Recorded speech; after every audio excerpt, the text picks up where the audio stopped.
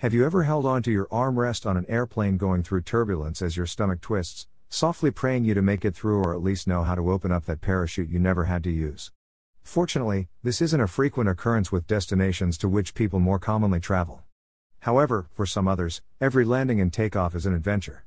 So let's get started with the top 10 most difficult to land airports in the world. So, without further ado, let's get straight into the video. Number 10. Princess Juliana International Airport, Saint Martin. Princess Juliana International Airport is the main airport on the Caribbean island of Saint Martin. With a stretch of the beach located right before the runway, Princess Juliana Airport keeps people holding on to their heads. As the plane descends, it is only a few feet above the people's heads and also greets them with an unpleasant gush of sand and wind. However, astonishingly, we haven't reached the dangerous territory yet. The main scare is the runway of only 2,179 meters, which is short of the 2,500 meters that are easily required for a cozy landing. In 2015, the airport handled 1,829,543 passengers and around 60,000 aircraft movements. The airport began as a U.S. military airstrip in 1942 during World War II. The following year, the first commercial flight landed on December 3, 1943. The history of it has a twist as the future Queen Juliana visited the island using the airport in 1944. Eventually, the airport was named after her. In 1964 the airport was remodeled and relocated, with a new terminal building and control tower. Number 9. Gibraltar International Airport. Gibraltar International Airport is also known as the North Front Airport, is the civilian airport that serves the British Overseas Territory of Gibraltar. As children, we all peered through a car door, the car window, to look at an airplane fly through the air. At Gibraltar, you cannot just look at it go by but fear as it flies towards you. The airport was constructed during World War II upon the territory's racecourse, introduced by the Maltese, when Gibraltar was an important naval base for the British. The beginning of the runway intersects with a functional street that requires to be halted during descents. In addition to that scary phenomenon, the runway ends suddenly at the sea on both ends of the runway. The runway is owned by the Ministry of Defence for use by the Royal Air Force's RAF Gibraltar. Civilian operators use the civilian-operated terminal. In 2017, the airport handled 571,184 passengers and 302,094 kilograms of cargo on 4,888 total flights. Monarch Airlines was the largest operator at Gibraltar International, operating flights to Birmingham, London Gatwick, London Luton, and Manchester. Number 8. Gisborne Airport. Gisborne Airport is a regional airport located in the suburb of Elgin, 4.2 kilometers from the city centre of Gisborne on the east coast of the North Island of New Zealand. Gisborne Airport is one of the few airports in the world that has a railway line, the Palmerston North Gisborne Line, crossing the main runway. While Gibraltar dodges the road traffic to avoid accidents, Gisborne takes it one step further as the railway line intersects with the runway. Cars may be halted at Gibraltar, but both schedules of the railways and airplanes must be taken care of in Gisborne to avoid any unfortunate incidents.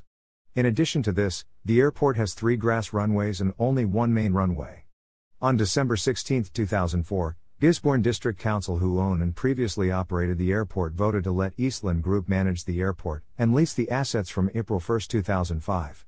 Gisborne District Council still remains the owner of the assets. The lease runs for 15 years with an option to extend it for a further 15 years. Number 7. Nassers Airport, Greenland. Nassers Airport is an airport located in Nassers, a settlement in the Kuujjuaq municipality in southern Greenland. The runway is not unlike the place it is situated at, frozen. The frosted runways are only one of the reasons the airport is feared by pilots. Amidst fjords, the airport is subject to harsh winds and fog that contribute to the unfavorable conditions for landing. If this has worried you, be wary of the active volcanoes in close vicinity that randomly erupt ash, adding to the long list of problems at the runway. Along with Kangerlussuaq Airport, it is one of 2 airports in Greenland capable of serving large airliners. It is also the only international airport in southern Greenland. The airfield at Nassers was first built by the United States Department of War as an Army airbase, its construction beginning in July 1941. In 2009 the airline announced the sale of Kunan Gak, a Boeing 757-200, one of 2 airliners in the fleet due to the tough economic conditions forced the airline to raise the low season prices several times. Number 6. McMurdo Air Station, Antarctica.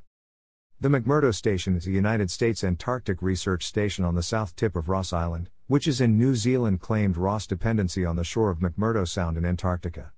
It is hardly surprising that the least traveled continent does not have the most hospitable conditions or infrastructure to support a functional runway. In the perpetually freezing climate, even the runway is manufactured from ice. The sleek terrain may cause an amateur pilot to skid the aircraft, improper precautions are not taken. The weight of the airplane is also a major factor as it might crack the very runway.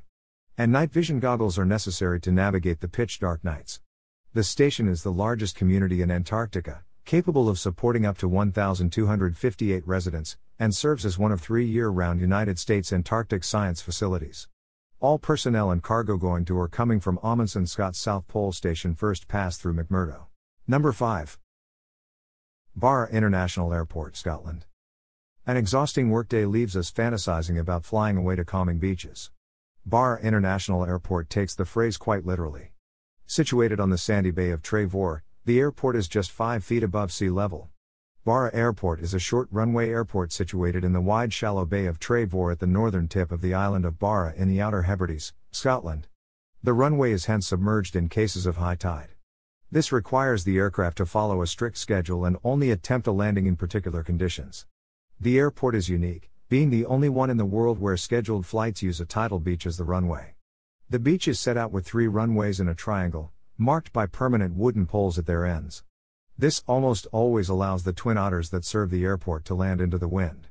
At high tide these runways are under the sea, flight times vary with the tide. Emergency flights occasionally operate at night from the airport, with vehicle lights used to illuminate the runway and reflective strips laid onto the beach. Number 4. Wellington International Airport. Wellington Airport is an international airport located in the suburb of Rongotai in Wellington, the capital city of New Zealand.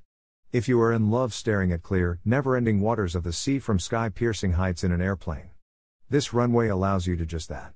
In fact, from the beginning of the descent to the end, the starting and ending of this runway are straight into the sea. The worrisome length of 1,936 meters just adds to the trouble. A pilot flying to the Wellington International also needs to steer through mountains and mighty winds while descending is challenging. And just when you think you are in the clear, hurricane winds could hit you as you disembark. The strong and gusty winds are the reason for Wellington maintaining a reputation for sometimes rough and turbulent landings, even in larger aircraft. Even then, Wellington is the 3rd busiest airport in New Zealand, handling a total of 6,049,194 passengers in the year ending March 31, 2017. The length of the runway has limited the size of aircraft that can use the airport on a commercial basis. Number 3. Paro Airport, Bhutan. What can you expect of an airport that has less than 20 pilots qualified to even land on it? Paro International Airport is the sole international airport of the 4 airports in Bhutan. It is 6 kilometers from Paro in a deep valley on the bank of the river Parotsu. Sitting atop a magnificent 2,225 meters above sea level, this pilot's nightmare is surrounded by intimidating mountains approximately 5,486 meters high.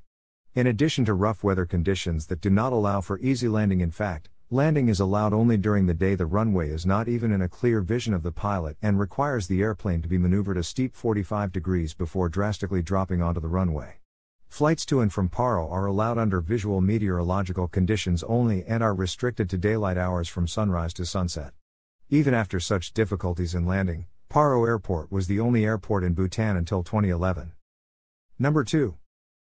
Lukla Airport, Nepal. The recent traffic at Mount Everest has gained tourism to the Himalayas a little infamy. This still hasn't discouraged people from the Everest trek. If you ever decide to travel there, Lukla Airport might be the one you have to experience, and you better be ready for it.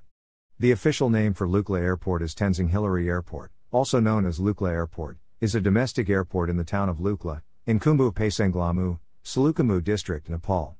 With a fearsome short runway of only 527 meters, it is quite a risk to embark on, even if the weather conditions are wholesome.